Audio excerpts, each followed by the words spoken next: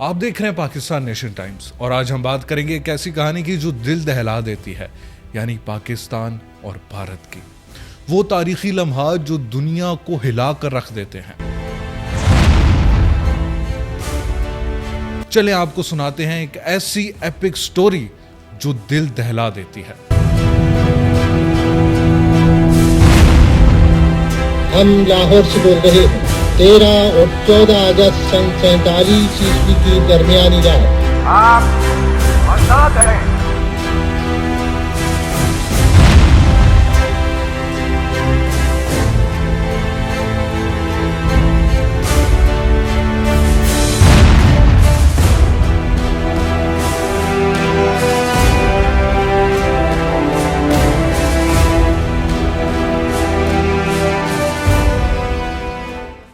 سب کچھ 1947 سے شروع ہوتا ہے جب برطانوی راج نے ہندوستان کو 2 حصوں میں تقسیم کیا، پاکستان اور بھارت۔ لیکن یہ کوئی سادہ تقسیم نہ تھی، لاکھوں لوگ بے گھر ہوئے، ہزاروں جانوں کا نقصان ہوا اور سب سے بڑا تنازع جموں اور کشمیر نے جنم لیا۔ پاکستان کہتا ہے ہمارا ہے، بھارت کہتا ہے یہ ہمارا ہے۔ اس سے شروع ہوتی ہے ہماری کہانی۔ پاکستان اور بھارت میں پہلی جنگ 1947 اور 48 میں لڑی گئی۔ پاکستانی قبائلیوں نے کشمیر میں داخل ہونے کی کوشش کی، لیکن بھارت نے فوجیں اتار دیں۔ اقوام متحدہ نے جنگ بندی کرائی اور لائن آف کنٹرول بن گئی، لیکن کیا کشمیر کا فیصلہ ہو پایا؟ نہیں، یہ تنازع آج بھی جاری ہے۔ اس کشیدگی کے دوران برطانیہ نیوٹرل رہا۔ امریکہ اور سوویت یونین کا جھکاؤ انڈیا کی طرف تھا، جبکہ ایران اور افغانستان کا پرو پاکستان سٹانس رہا۔ بات کرتے ہیں 1965 کی جنگ کی۔ 1965 کی جنگ میں پاکستان نے آپریشن جبرالٹر لانچ کیا۔ پاکستان کا پلان تھا کہ کشمیر میں بغاوت کو سپورٹ کیا جائے، لیکن بھارت نے پنجاب پر بڑا حملہ کر دیا۔ 17 دن تک جنگ کے بعد تاشکند معاہدہ ہوا۔ کون جیتا، کون ہارا، اس کا تو نہیں پتا، بس کشمیر کا مسئلہ وہیں رہا۔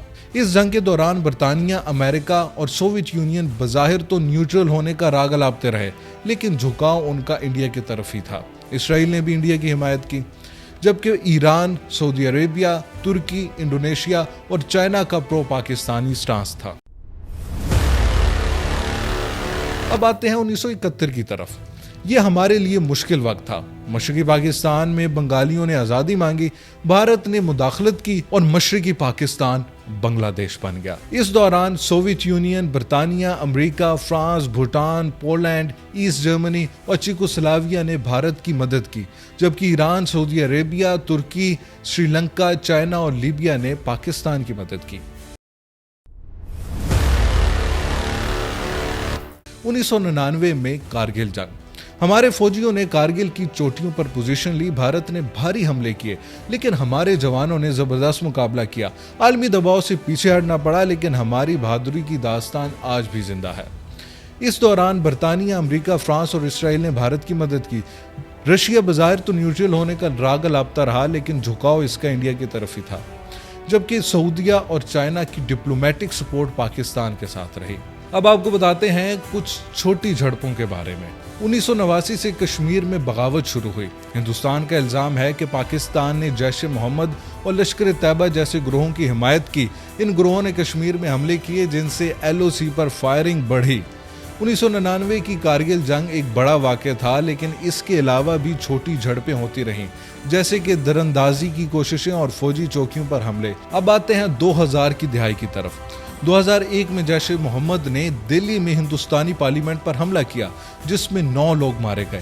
اس سے دونوں ممالک کی فوجیں سرحد پر آمنے سامنے آ گئی اور LOC پر فائرنگ کے واقعات بڑھے۔